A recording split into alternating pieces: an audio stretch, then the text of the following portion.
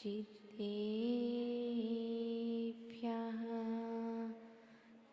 नमो वैरियन्ताडं नमो शीताडं नमो वैरियाणं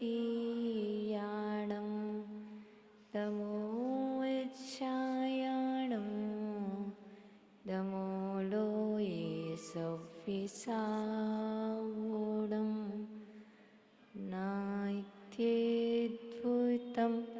भुवनभूषणभूतनाथ भूतैर्गुणैर्भुवि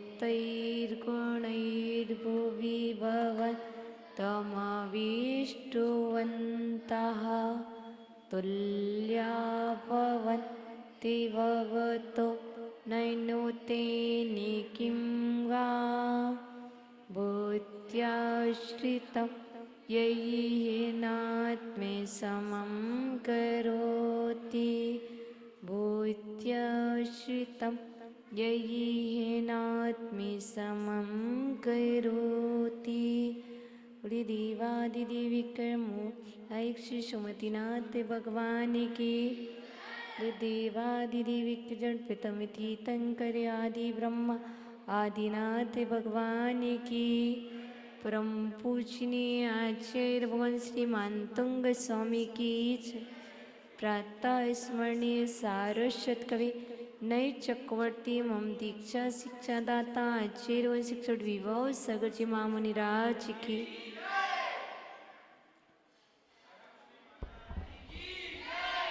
जयकारा गुरुमात का।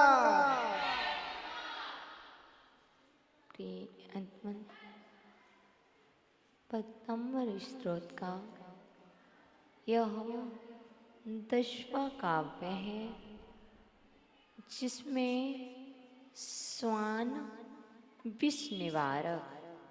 यदि किसी के लिए स्वान ने काट लिया, स्वान समझते हो डॉगी, स्वान ने काट लिया हो, इसे बोलते कुत्ता हिंदी में, इंग्लिश में बोलते हैं डॉग, ठीक है ना। यदि किसी के लिए स्वान ने काट लिया हो और उसका जहर नहीं उतर रहा हो, तो इस काव्य के मंत्र और जाप से स्वान का विष दूर हो जाता है। जिन्होंने मंत्र सिद्ध कर लिया है, जिन्होंने काव्य को सिद्ध कर लिया है, वो इस काव्य के माध्यम से वो मांत्रिक झाड़ करके स्वान का विष दूर करते हैं। मैंने सुना है जो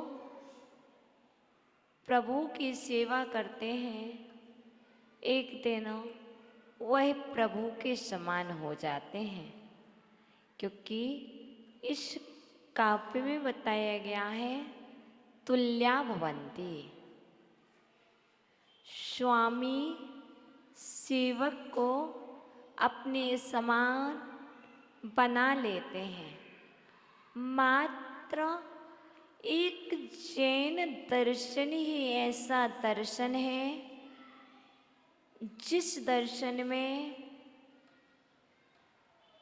सभी को अपने बराबर बनाने का अधिकार है। गुरु शिष्य को गुरु बना देते हैं, मुनि भक्त को मुनि बना देते हैं, मुनि भक्त को मुनि बना देते हैं, उपाध्याय मुनि को उपाध्याय बना देते हैं, आचार्य आचार्य को आचार्य बना देते हैं। मात्र यदि कोई दर्शन है तो वह जैन दर्शन है जिसमें सभी को अधिकार है भगवान बनने का। तुम भक्त बनो, भगवान तो बन जाओगे। देखो, व्यवहार जगत में कोई भी स्वामी नौकर को स्वामी नहीं बनाता, सत्य है। पर यहाँ पर नौकर को भी स्वामी बनने का अधिकार है। वह उनके चरणों में समर्पित तो हो। कमंडल भरने वाला भगवान बन सकता है और कमंडल लेने वाला भी कमंडल को, पिच्ची को धारण करने वाला हो सकता है।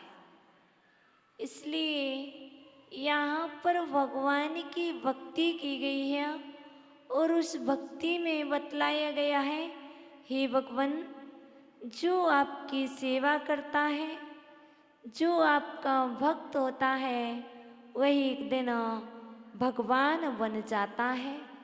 हम भक्त हैं, भगवान हमें बनना है, क्योंकि भगवान बनने के पूर्व भक्त बनना बहुत अनिवार्य है।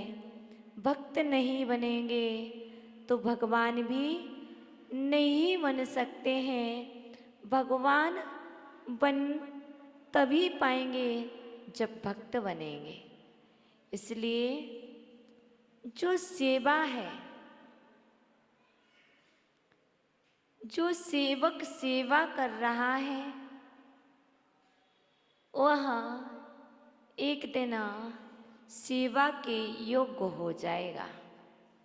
सेवक भी सेवा के योग्य हो जाएगा। परमेष्टि की सेवा परमेष्टि बनाती है।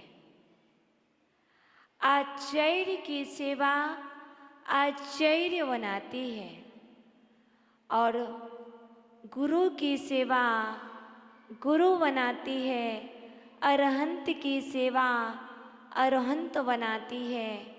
एक साक्षात उदाहरण मैंने अपने जीवन में देखा है, शीलचंद जी दादा का।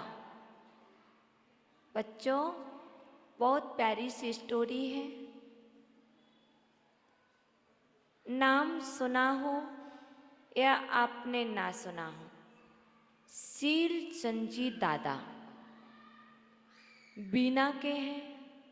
बीना जंक्शन का नाम सुना होगा, एमपी में।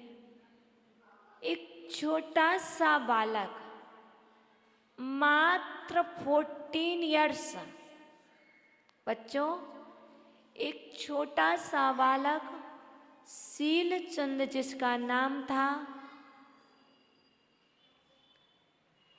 ये स्टोरी काव्य की नहीं है, पर हम आपको यूं ही बतला रहे सेवा करने वाला क्या होता है। परमेष्टि की सेवा करने वाला परमेष्टि हो जाता है। तो एक नन्हा सा बालक, मात्र उसकी एज 14 इयर्स, 14 वर्ष की थी। नगर में आचार्य भगवान वात्सल्य दिवाकर विमल सागर जी महाराज का आगमन हुआ और वह बालक आचार्य परमेष्टि का कमंडल लेकर के चल दिया। देखो, जहाँ पर बड़े लोग नहीं चलते हैं, वहाँ पर छोटे चलते हैं। जब वह बालक कमंडल लेकर के जा रहा था, तो जैसे ही सभी पूछा करते हैं, वैसे ही आचार्य भगवान विमल सागर जी महाराज ने पूछ रखा, बेटा, तुम्हारे पिता का नाम क्या है? बेटी, तुम्हारे पिता का नाम क्या है? सेकंड बेटी, तुम्हारे पिता का नाम क्या है? बहुत अच्छा। ऐसे ही आचार्य भगवान विमल सागर जी ने उस छोटे बालक से पूछा, बेटा तुम्हारे पिता का नाम क्या है? वो बालक उदास हो गया, कुछ नहीं बोला।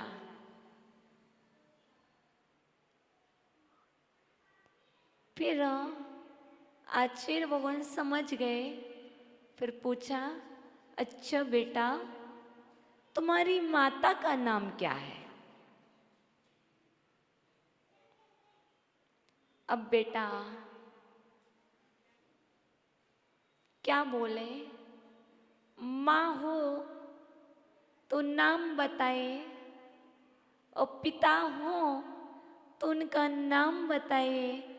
उसके ऊपर से माता की और पिता की छाया उठ चुकी थी, क्योंकि जब अशुभ कर्म का योग होता है, जब पुण्यहीन होते हैं, तो छाया नहीं मिल पाती।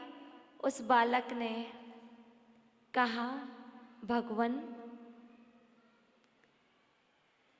मेरे माता पिता आप ही हैं।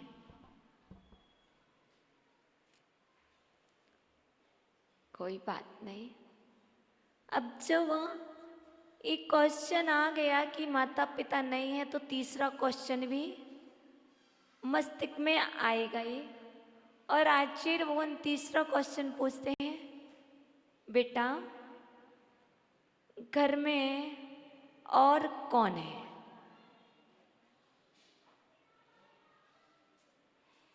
और वो कहता है, मेरी 4 बहनें हैं मुझसे छोटी। बालक 14 वर्ष का है, माता पिता है नहीं, और उससे छोटी 4 बहनें हैं। अब अनुमान आप लगा लीजिए। फिर आचार्य भगवान फिर कहते हैं, तुम क्या करते हो? वह बालक बोलता है, मैं चाय पान का ठेला लगाता हूँ।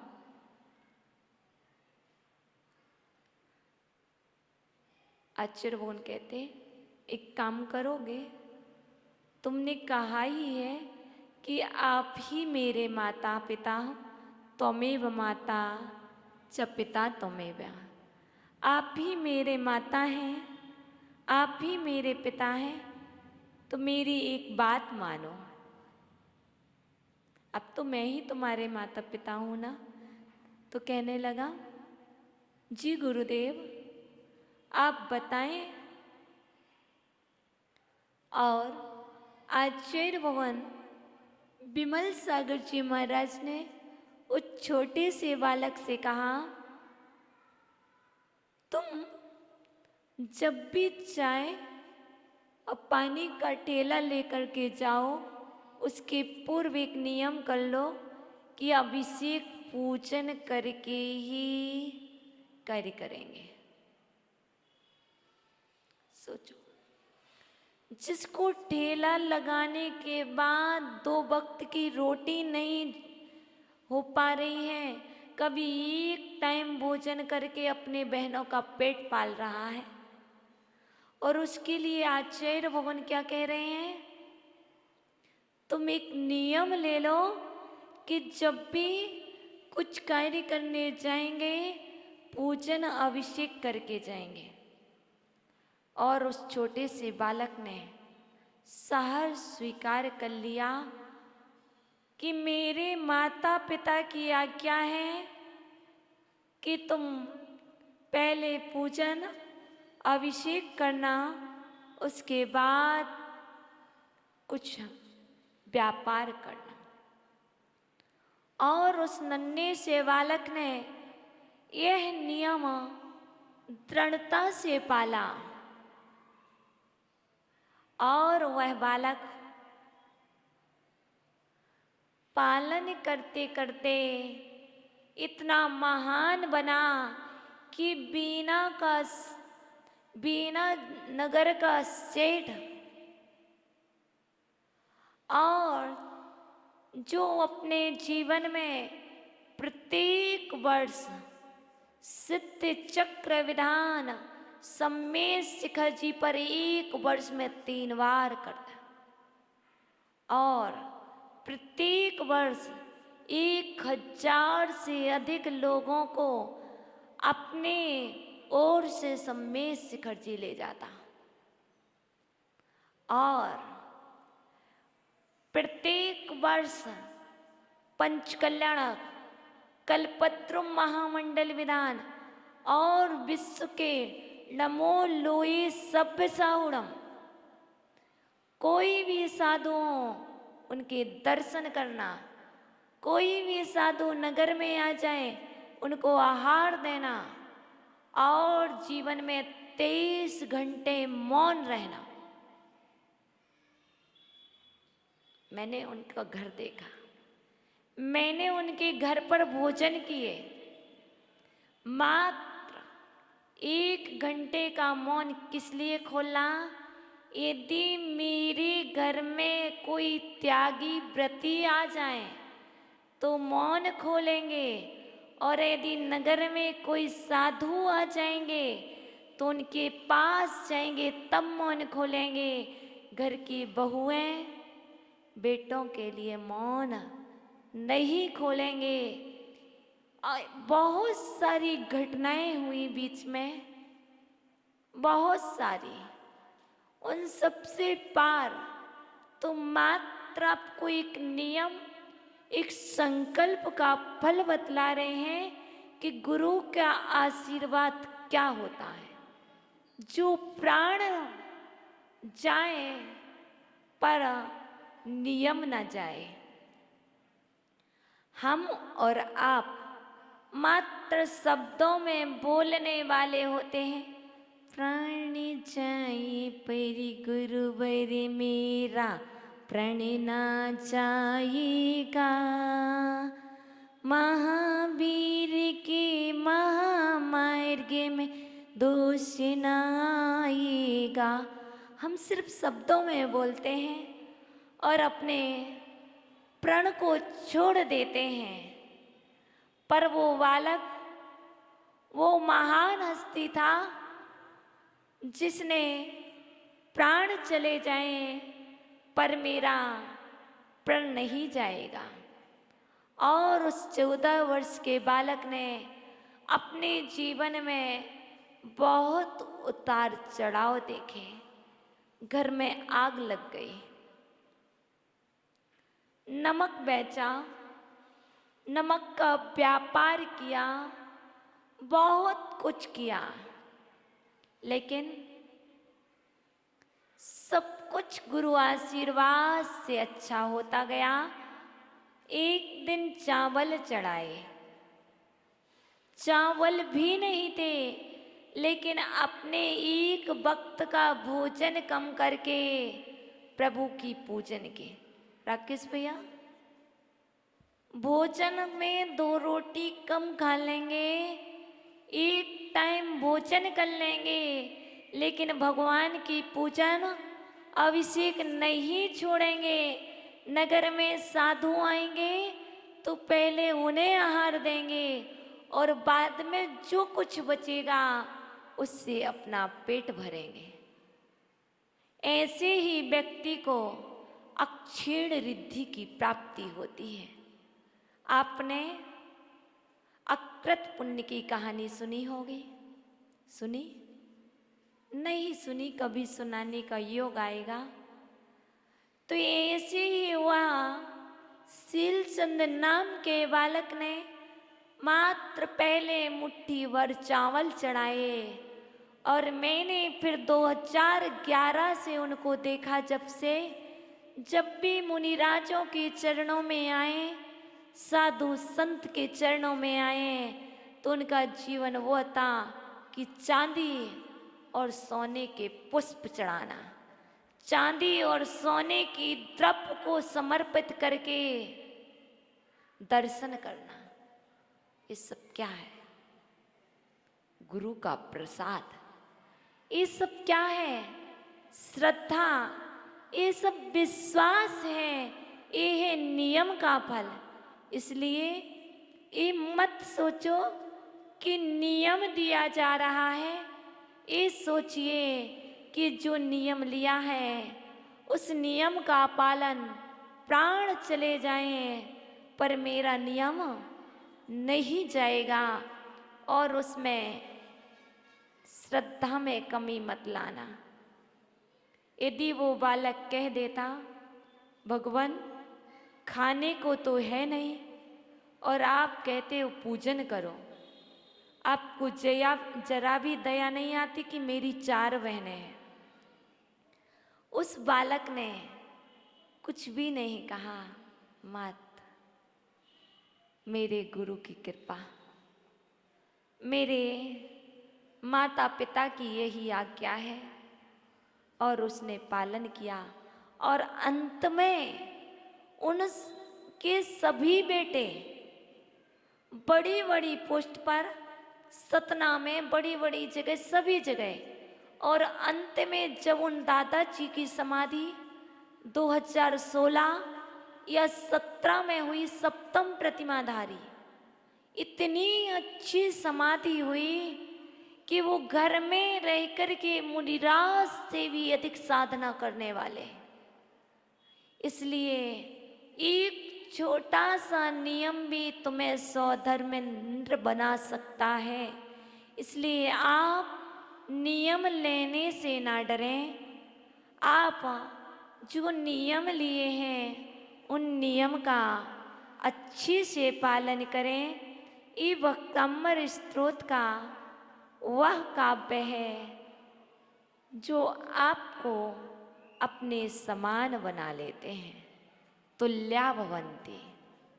आचार्य भगवान ने अपने समान उस बालक को सुखी बनाया।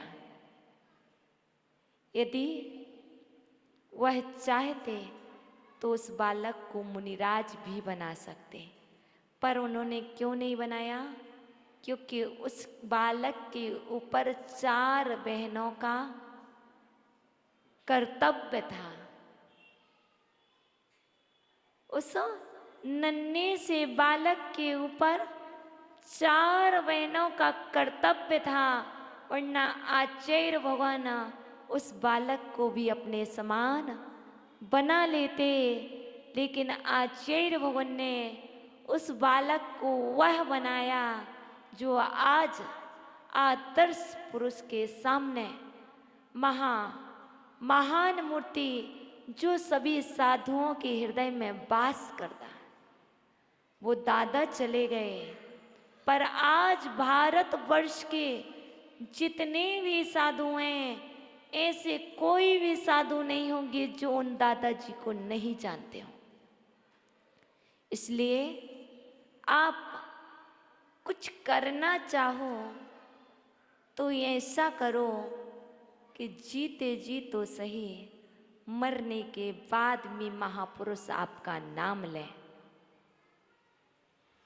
सामने तो ठीक है, परोक्ष में भी आपका नाम लिया जाए। आज उस महापुरुष का नाम सभी लेते हैं, क्यों? उनके गुणों के कारण, उनके आदर्श जीवन के कारण। इसलिए आप ये मत सोचो आप अपने घर में भार हैं। यदि भार हो तो सार रूप बन जाओ। वो दादाजी शिक्षा की मूर्ति थे। आप वो 23 घंटे मौन लेते थे, तो आप 13 घंटे ले लो दादी, संन्यास अवस्था है। इसलिए ये सब आदर्श पुरुष हैं। आदर्श पुरुषों की कहानी आदर्श बनाने के लिए है। इसलिए यदि आपको महान बनना है, आपको पूज्य बनना है, आपको आदर पाना है, आपको सम्मान पाना है, तो आपको कुछ बनना होगा। कुछ सार बान कर करना होंगे। मात्र आप यदि पेपर पढ़ते रहोगे तो सारवान नहीं बन पाओगे। यदि पुराणों को पढ़ोगे तो सारवान बन जाओगे, आदर्श बन जाओगे। वो दादाजी दिन रात स्वाध्याय करते रहते थे, इसलिए आप उनसे प्रेरणा लें। अब यहाँ पर एक 10वां काव्य चल रहा है। इस काव्य में बताया है, यदि कंकड़ कोई भी सारभूत वस्तु की संगति कर लेता है तो वह कंकड़ भी ना उसी वस्तु के साथ निकल जाता है। जैसे रेत ने गुड़ की संगति पाली, रेत ने गुड़ की संगति पाली और रेत ने गेहूं की संगति प्राप्त कर ली। कंकड़ रेत कम थी, गेहूं अधिक थे, तो जो अवगुणवान, जो दोषवान वस्तु है, वह दोषवान वस्तु भी गुणवान की संगति कर लेता है तो वह उसके साथ ही निकल जाता है, उसकी बराबरी में आ जाता है। और यदि गुणवान अपने से अधिक दोषवान की संगति कर ले तो वह गुणवान भी दोषवान हो जाता है। जैसे एक शराबी और एक बहुत अच्छा व्यक्ति जो कभी हाथ भी नहीं लगाता था रम को, पर उसने शराबी की संगति कर ली और दूध की बोतल लेकर के और शराब के स्थान पर बैठ करके क्या पी रहा है? दूध। तो उसे तुम क्या मानोगे? क्योंकि संगति किसकी है तो वहां पर वो दूध भी पिए। संगति शराबी की है और शराब वाले स्थान पर बैठ करके वह दूध भी पिए तो लोक व्यवहार में कहा जाएगा यह भी शराबी है। और मैंने देखा कि यह शराब पी रहा था, इसलिए आचार्य मोहन कहते हैं तुम संगति सुधारो। संगति करना है तो गुणवान की करो, क्योंकि प्रभाव पड़ता है। अष्टम काव्य में बिल्कुल बता दिया भैया, मुंगाना वाले भैया, अष्टम काव्य में बता दिया था बहुत प्रभाव पड़ता है। जब चेतन का अचेतन पर पड़ता है तो बुरी वस्तु का प्रभाव भी हमारे ऊपर पड़ता है। जब इसलिए आप अपने स्वभाव को समझें, क्योंकि विभाव परिणतियों का स्वभाव पर प्रभाव पड़ता है और स्वभाव का प्रभाव विभाव पर भी पड़ता है। इसलिए आप कितने भी वैभवशाली बने रहना, हमारे लिए आपका वैभव कोई काम का नहीं है। हमारे लिए तो अपना आत्मीय वैभव ही प्रयोजनीय है। आपके वैभव से हमारा कुछ भी नहीं होना है। वैभवशाली भी वैभव को छोड़ करके जाते हैं और तुमने छोड़ा तो क्या छोड़ा।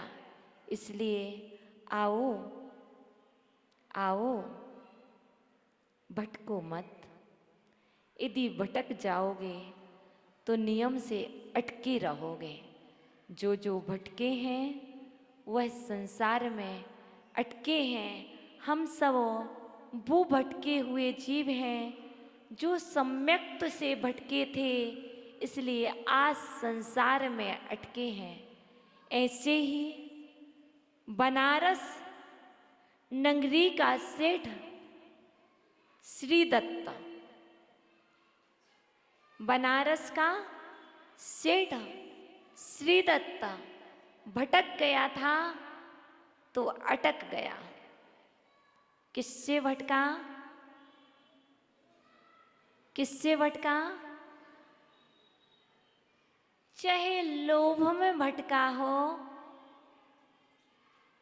चाहे कुछ में भी भटका हो, सेठ तो सम्यक दृष्टि था, लेकिन जब छायु सम्यक तो होता है तो जीव विचलित हो जाता है। उसकी स्थिति ना यहाँ की होती है ना यहाँ की होती है। ऐसे ही वह श्री दत्त सेठ भटक गया, विदेश गया था व्यापार के उद्देश्य से,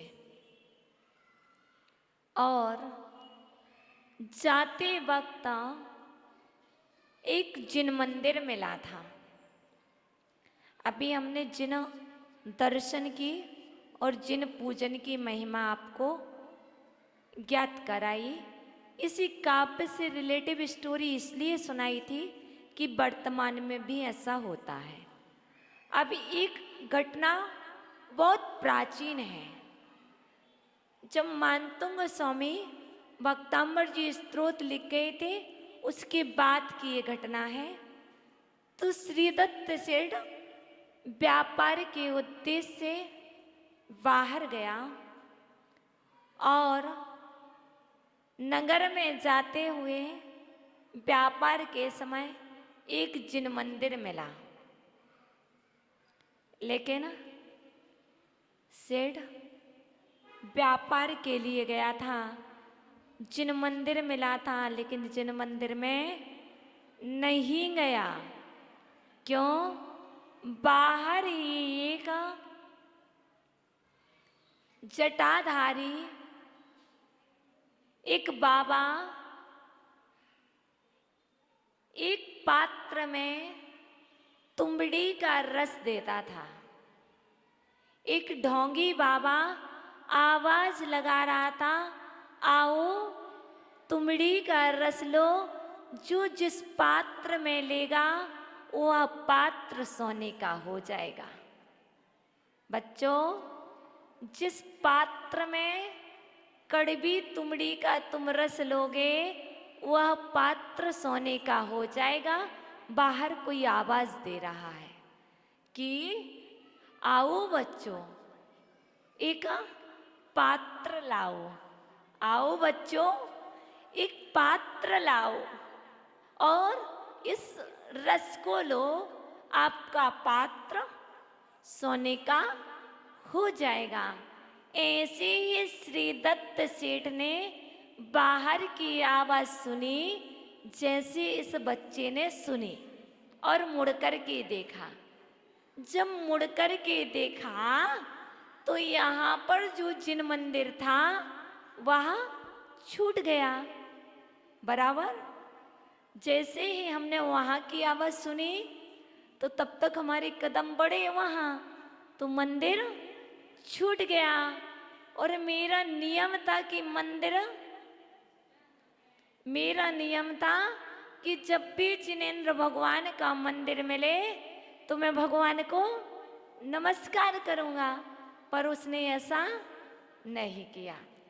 गया, बहुत लाइन लगी थी। सभी लोग अपनी बोतल, ग्लास, बड़ा बड़ा पात्र लेकर के, जैसे यहाँ पर ना ये मामा जी है ना लोभी, ऐसे ऐसे वो श्री दत्त सेठ था।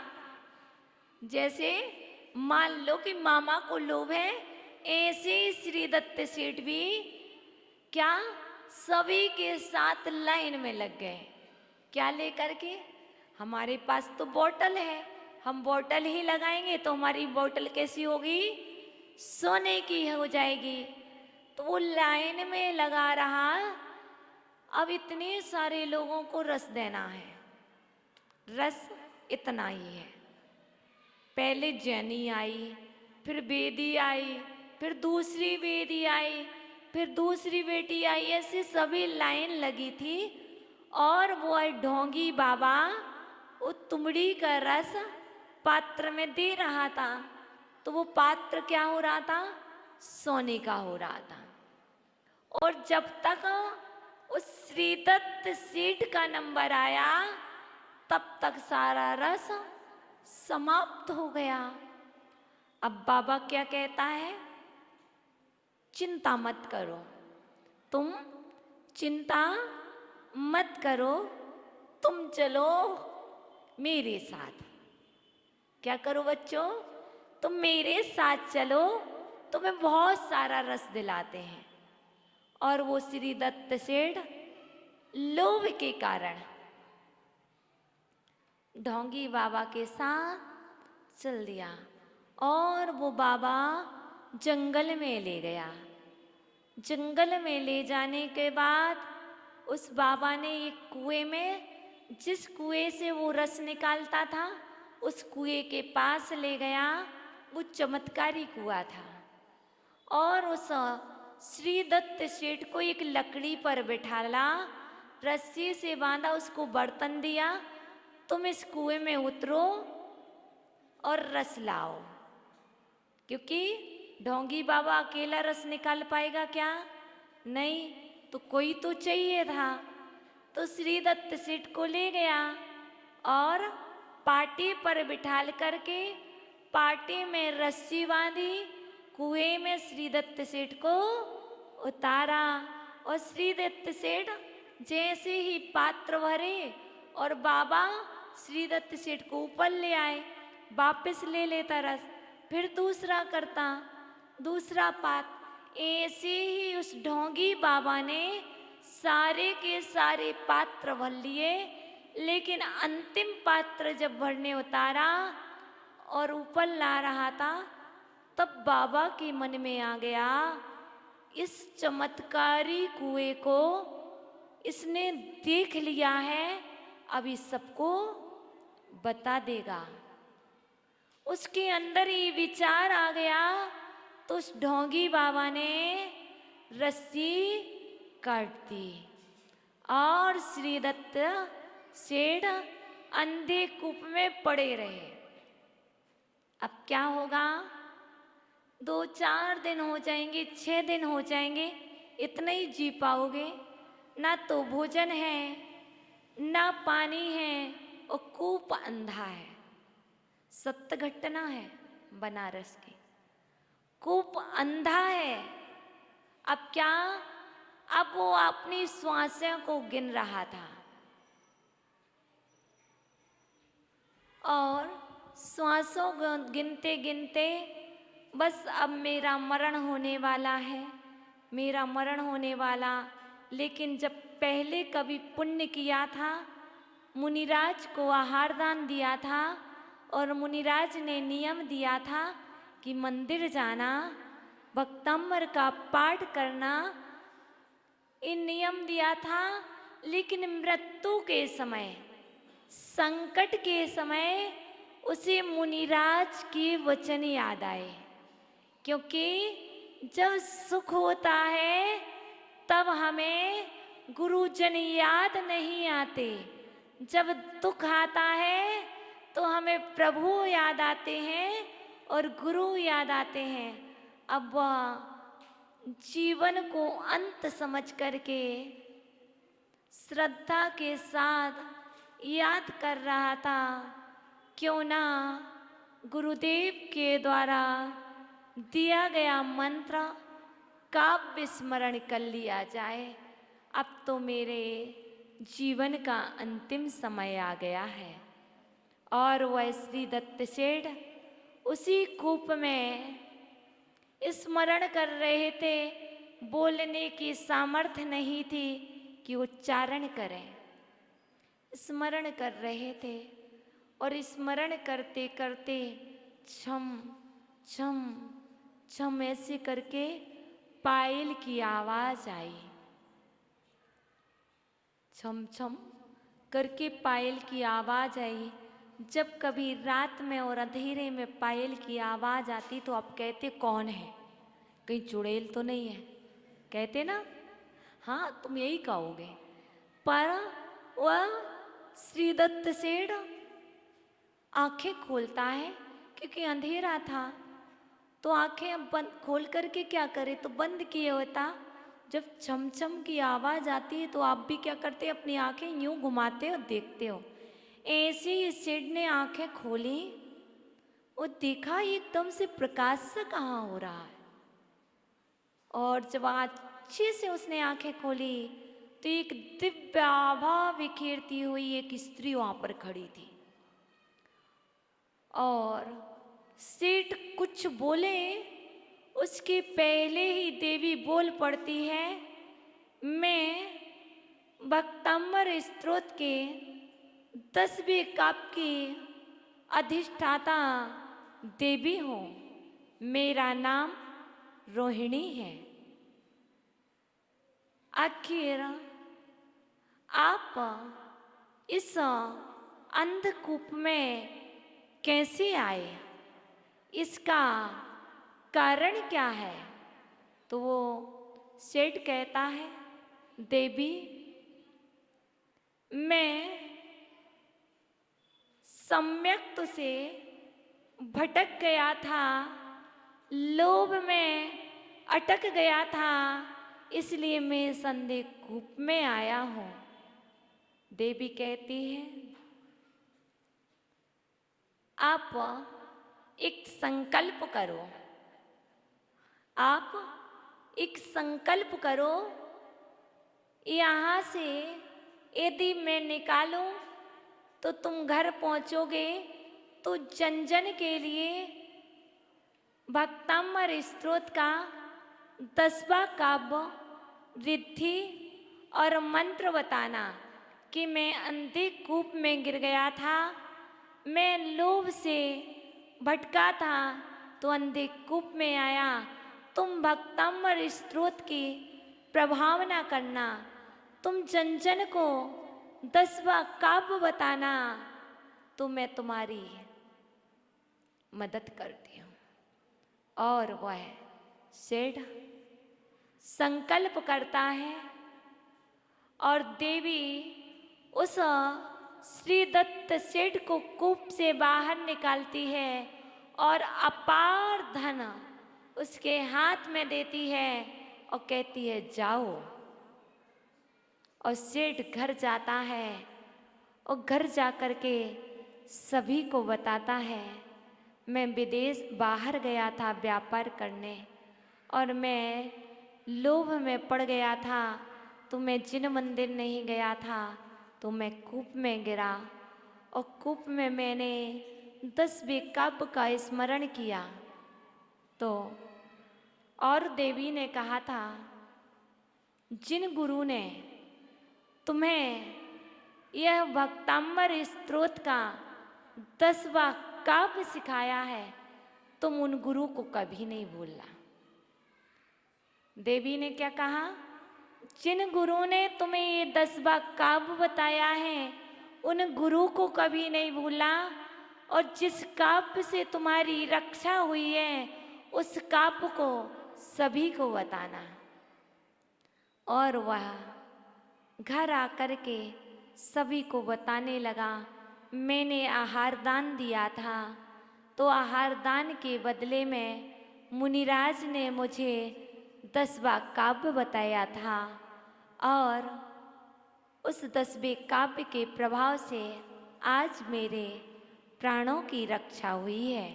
इसलिए तुम भी याद रखना, ये भक्ताम्बर स्तोत्र आपको जीवन में कोई सा भी मोड़ आए, कैसी भी स्थिति बने, कैसी भी परिस्थिति बने, आप अपने संकल्प से च्युत मत होना।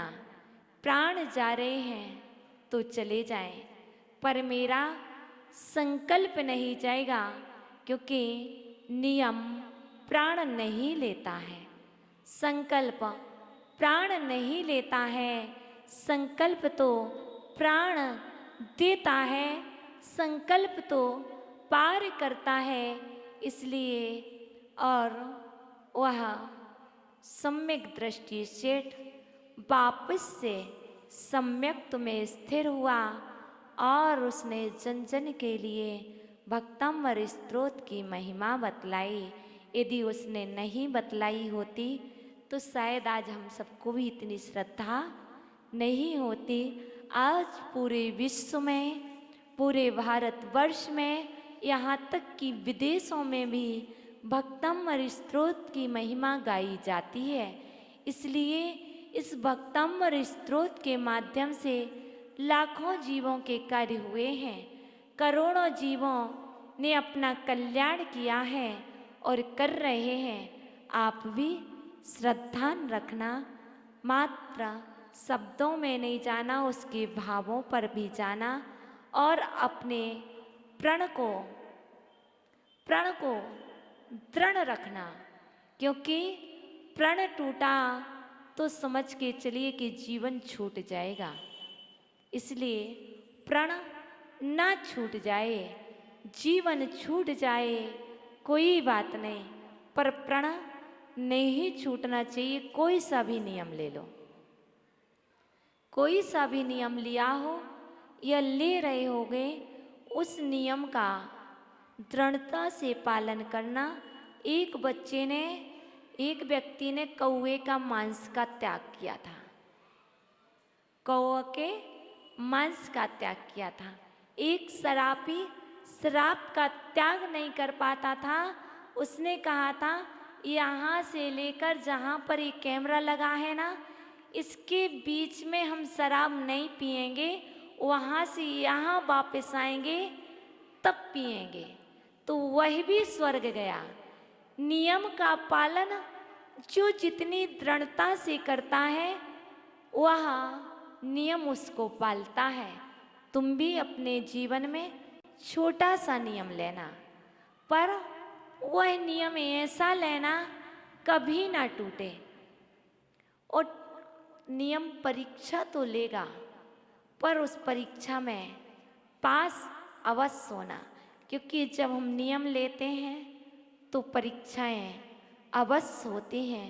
यदि परीक्षा में पास हो जाते हैं तो हमारे पास सर्टिफिकेट आ जाता है कि हम अवश्य सफल होंगे। यदि परीक्षा में सप्लीमेंट्री आ जाती है, फेल हो जाते हैं, तो ये सिद्ध होता है कि हम सफल होने वाले नहीं हैं। तो नियम लेना, डरना नहीं। परीक्षाएं अवश्य होंगे। जो एडमिशन ही नहीं लेगा, उसकी परीक्षा कौन लेगा? कोई नहीं। जो एडमिशन लेता है उसी की परीक्षा होती है। जो एग्जाम में बैठता है वही फेल होता है और वही पास होता है।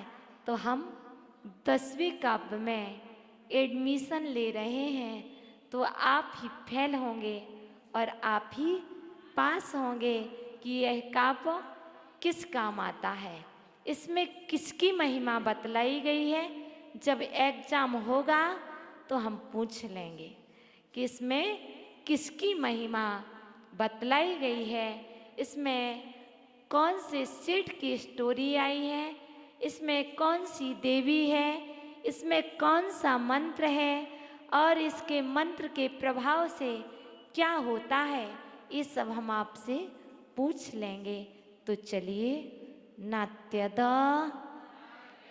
भूतम भुवन भूषण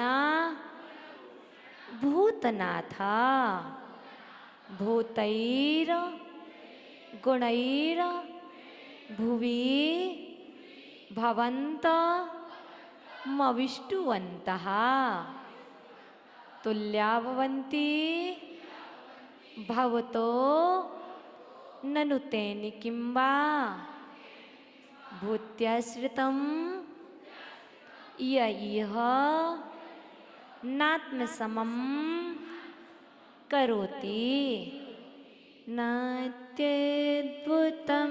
भुवन भूषण भूतनाथ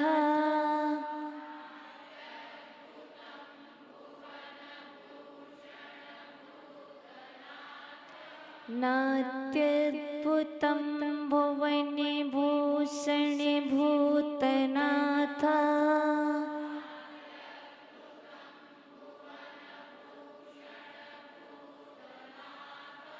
भूतैर्गुणैर्भुवि भवन्त्यमविष्टुवन्तः।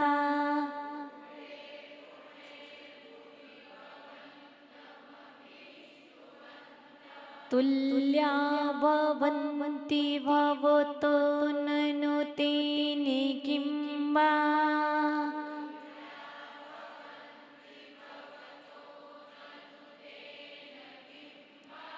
भूत्याश्रितं येनात्मि समं करोति।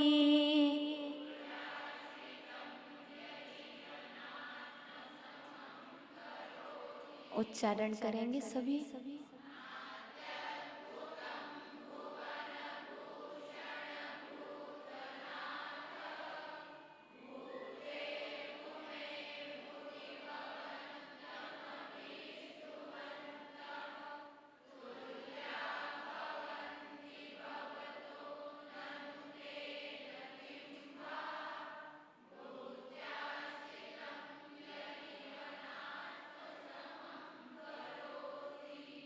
देखना जीवन का चमत्कार। माइक वाले भैया एक नियम ले लो, प्रतिदिन मंदिर तो आते ही हो, आते ही हो। जब भी आओगे घर से आते ना, आप अपने घर से कोई भी चीज़ ले आना, चावल लौंग कुछ भी लाना, और दर्शन करने के पहले चढ़ाना। कोई भी चीज़, फल, कोई भी चीज़ जो आपके पास इजिबल हो। आप इस नियम को कब तक पालन करना? जब तक आपके जीवन में शक्ति है, सामर्थ्य, चल सकते, तब तक नियम का पालन करो, जीवन बदलेगा। देखो भैया ने ले लिया नियम, उनने कोई नहीं, हम आपको तो देंगे ही नहीं, क्योंकि देंगे ही नहीं। जो सहजता से लेता है उसके जीवन में परिवर्तन होता। कोई क्वेश्चन किए, कोई प्रत्युत्तर किया, ले लिया, और देखना तुम जीवन, ठीक है? क्योंकि हमें सहजता से मिल गया है ना, तो कुछ नहीं होगा। उन्हें दुर्लभता से मिला है, उनका जीवन बदलेगा, और हमने आशीर्वाद दिया है, ठीक है? चले। भुवन भूषण, ही संसार के भूषण भूतनाथ। भूतनाथ किसे कहते हैं? भगवान को। हम भूत हैं, वो भूतनाथ। आप कौन हो? आप कौन हो? भूतनाथ कौन है? भगवान। भूत मीन्स प्राणी, भूत मीन्स जीव, भूत मीन्स प्राणी। हम अर्थ पूछ लेंगे बच्चों। भूत मीन्स प्राणी, और भूतनाथ मीन्स प्राणियों के स्वामी। भूत मीन्स प्राणी, और भूतनाथ मीन्स प्राणियों के स्वामी। हम सबके स्वामी, हम सबके स्वामी भूतनाथ। हम भूत और हम भूतों के स्वामी भूतनाथ, बराबर। एक शब्द का अर्थ जाना। भूत मीन्स और भूतनाथ मीन्स प्राणियों के स्वामी, ठीक है ना? भुवन भूषण, ही संसार के आभूषण भूतनाथ, ही प्राणियों के स्वामी। भूत ही गुणई, सच्चे गुणों के द्वारा, भवंतम आपकी, अविष्टुवंतः स्तुति करने वाले। भूवि मीन्स, भूवि मीन्स पृथ्वी पर। एक कौन सी विभक्ति है? भूवि में कौन सी विभक्ति है? समतम। भवतः आपके, तुल्या भवन्ति बराबर हो जाते हैं, अत्यद्भुतम इसमें आश्चर्य की क्या बात है? हे भगवान, हे संसार के आभूषण स्वरूप, हे प्राणियों के स्वामी। बच्चों अर्थ बता रहे, ध्यान से सुनना। हे संसार के भूषण, हे प्राणियों के स्वामी, सच्चे गुणों के द्वारा आपकी स्तुति करने वाले पृथ्वी पर आपके समान हो जाते हैं। हे संसार के भूषण, हे भगवान, जो मनुष्य सच्चे गुणों के द्वारा आपकी स्तुति करते हैं, वो पृथ्वी पर आपके समान हो जाते हैं। इसमें आश्चर्य की कोई बात नहीं। देखो, वाह, निश्चय से तेन, उस स्वामी से किम, क्या प्रयोजन, जो यह इस लोक में आश्रित रहने वाले को भूत्या संपत्ति देकर आत्मसमम ना करोती, अपने समान नहीं बनाता। अर्थ क्या हुआ बच्चों इसका? हे भगवान, जो पुरुष आपकी सेवा करते हैं, आपकी स्तुति करते हैं, वह आपके समान हो जाते हैं। इसमें आश्चर्य की क्या बात? क्योंकि संसार में जो स्वामी अपने आश्रित सेवकों को संपत्ति देकर अपने समान नहीं बनाते, उनकी सेवा से क्या लाभ? संपत्ति तो दे रहे पर अपने समान नहीं बना रहे, तो आपकी सेवा से क्या लाभ? हम तो उनकी सेवा करेंगे जो मुझे अपने समान बना लेंगे। बराबर अर्थ आ गया? पूछूं? तुम्हारा ही नंबर लगने वाला है। बीच में कौन बैठा है? नाम क्या है? आर्जव, खड़े हो जाओ, अर्थ बता।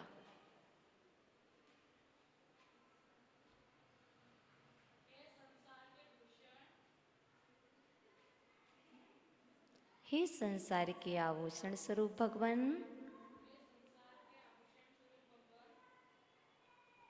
आर्जव यदि आपकी भक्ति करता है तो आर्जव भगवान आपके समान हो जाता है।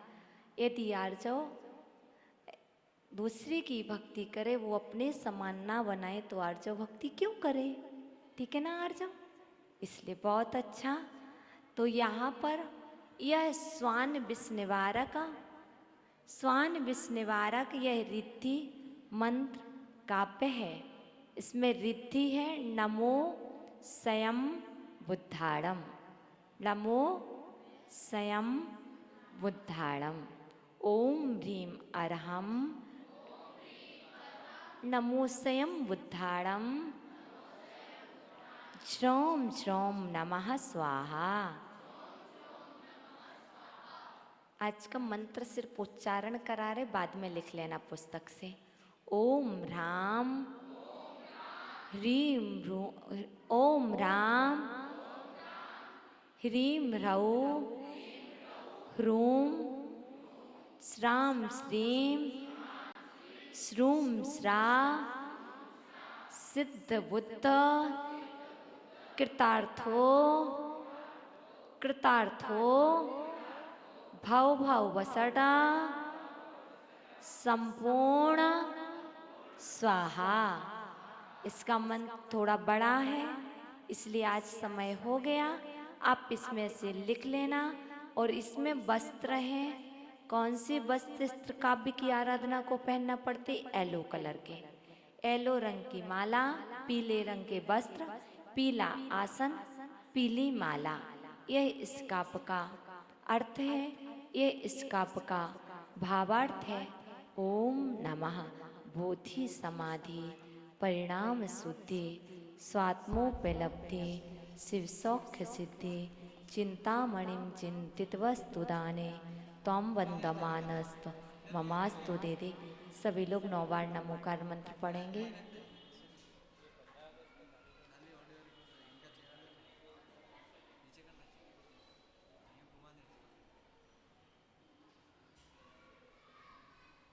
यहाँ पर 15 अगस्त को मोक्ष सप्तमी है और स्वतंत्रता दिवस। उस पर 3 बजे शाम को सांस्कृतिक कार्यक्रम रखा गया है शाम 7 बजे से। उसमें सांस्कृतिक कार्यक्रम भी होगा देशभक्ति के ऊपर से, और इसमें 3 बच्चे अपना नाम कोई भी दे सकते हैं, बड़े छोटे सभी लोग जो स्पीच देंगे, और नाम अपना शैलेंद्र कोठारी जी के लिए युवा मंडल के अध्यक्ष जो हैं उनके पास अपने नाम नोट करा दें। यह सूचना आपके लिए अवगत कराना। आज के सम्मान के लिए राकेश जी, प्रदीप जी आए और मुंगाने से पधारे हुए महानुभाव का नाम मुझे याद नहीं आ रहा है, और सम्मान करें आयस और अपनी श्रीमती जी के साथ।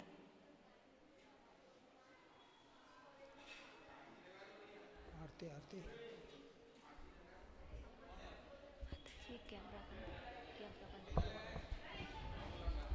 बाबूलाल जी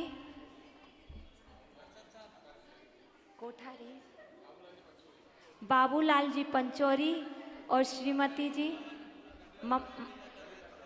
विनीता जी पचौरी आए, और इनका सुपुत्र भी आया है, उनका भी सम्मान करें।